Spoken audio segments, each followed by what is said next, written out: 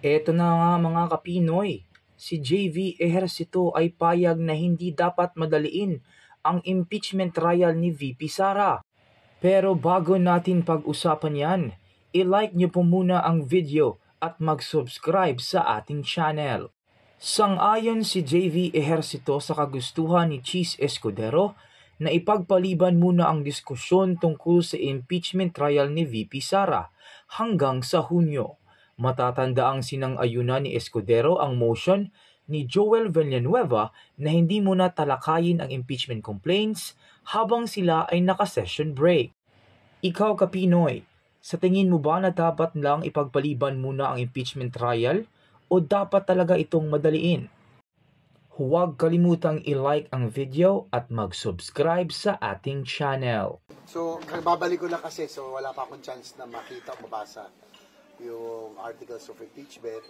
Just as I've said, I just came from Batangas for almost 3 days kami nag-loop for promoting Philippine motorcycle tourism. So, first, kakapunta ko lang yun sa office. So, tignan ko, pero hindi naman siguro kailangan natin madaliin yan. No? Pero siguro titignan natin. So, anong preparation niyo? I'm sorry, anong preparation ninyo para sa impeachment?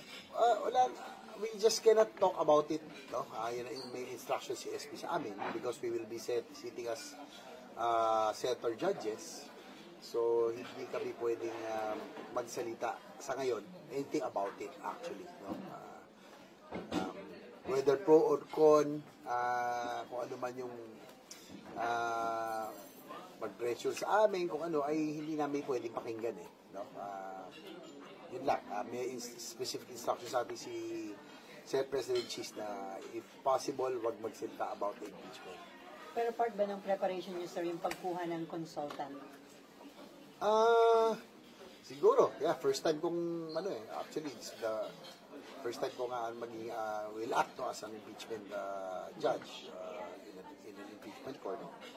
So, of course, although meron man akong legis team, pero if needed additional to strengthen my legal team, then we will do so. Siguro po tayo ng mga retired justice, no?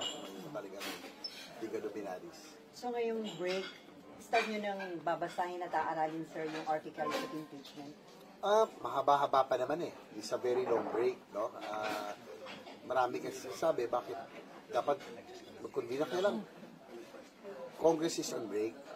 I think there was enough time to forward dito the Senate. Ang pagtataka ko bakit naman sa last day, alas 5 ng hapon, no? So, hindi kami yung, kumbaga, hindi pwedeng sisina Senado because we were just here, no? Sana kung mas maaga nila ginawa, forward, hindi sana inabutan ng break ng Kongreso. So, supportado niyo yung decision ni SP na hindi talaga ito madaliin and tama lang na hindi nyo ito pinaspas na itakel before you adjourn. And half of the Senate, half of our colleagues are not here, no? Kaya nga campaign break to eh. So, yun ang medyo mahirap and very tricky rin. Paano makukumpleto yung impeachment court kung kalahati ay nangangampanya, and you cannot blame them for hindi naman lahat sure in these days hindi ka na nakakasigurado. So kung kandidato ka, talagang each day counts, no? Na 90 days to go around the Philippines, kulang na kulang yon. So yun ang problema talaga. Think ko yung magiging problema yung paano makukumpleto now that we are on a campaign break kasi ito yun ang problema. Pero sir, hindi ka masyadong late kung after SONA na gawin. Hindi ka pwedeng pagbalik sa June? Ay, depende sa leadership yan. No? We will just follow what the leadership would instruct or would decide. So, siyempre, susunod na tayo sa instruction po ng Senate President Cheese. So, kasi may nagagalit ng mga congressman. Well, hindi naman nagagalit. Sinasabi nila na dapat mag-start na kaagad.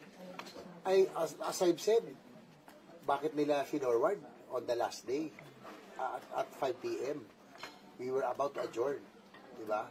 So they had all the time in the world May January, buong January, December, no, bago nag-break, or buong January sana. Diba? Kaya lang, we were already 5 alam nga namang ibang Senado talagang babasahin muna lahat before we would act on it, no? For parang it's almost impossible 5 o'clock tapos pag-break na kami ng mga 7, 8 o'clock yata, no? Tinapos lang namin iba. So it will be almost impossible to read or to go through the articles of impeachment within that span of time.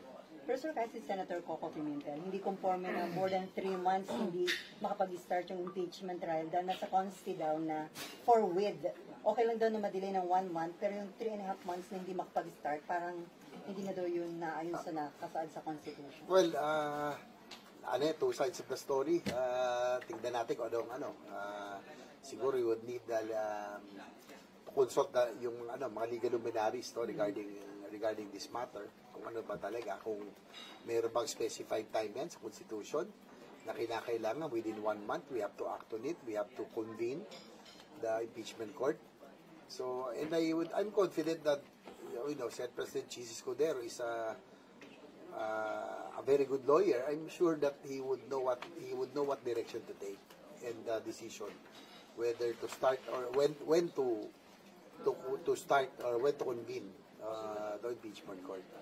Sir, yung sa issue ng special session, na pag-uusapan ba among the circle of senators at ano yung general sentiment?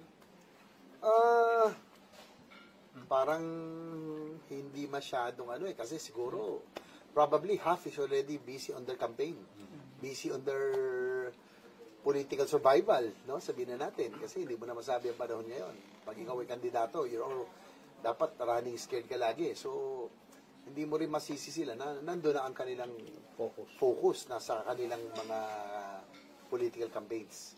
So siguro one of the reasons na hindi masyado ang usapin tungkol dito sa pag-convene ng special session. Safe to say na hindi receptive ang majority. I would say so kasi nga yung kalahati pa lang nakafocus na sa kanilang campaign.